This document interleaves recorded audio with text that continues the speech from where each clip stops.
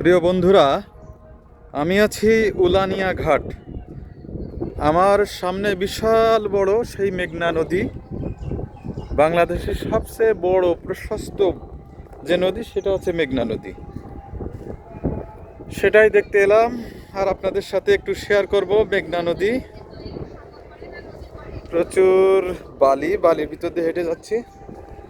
আর এই ব্লকগুলো তৈরি করে রাখা হয়েছে যে বর্ষার সিজনে এই নদী ভাঙন হয় প্রচুর।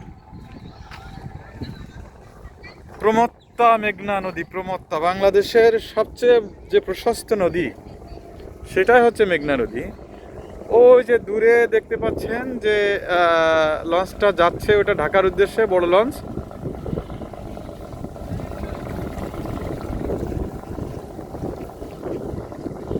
এখন শীতের সিজন, তাই বিশাল আর কি স্রোত।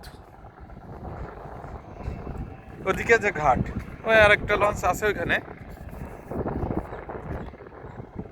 ওখানে একটা লঞ্চ দাঁড়িয়ে আছে, ওটাও মনে হয় ঢাকা থেকে আসলো অথবা যাচ্ছে। আর এ একটা যাচ্ছে, আর প্রচুর পরিমাণে তেলবাহী ট্যাঙ্কার বা মালবাহী কার্গোগুলো আছে।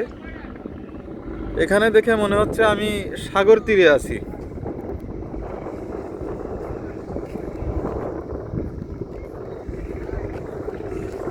আর একটু হেঁটে হেঁটে দেখাই আপনাদের। ভাই এইগুলো কোথায় যাবে? এই নৌকাগুলো, ট্রলার, ওটা কি ইলিশার দিকে যায় নাকি?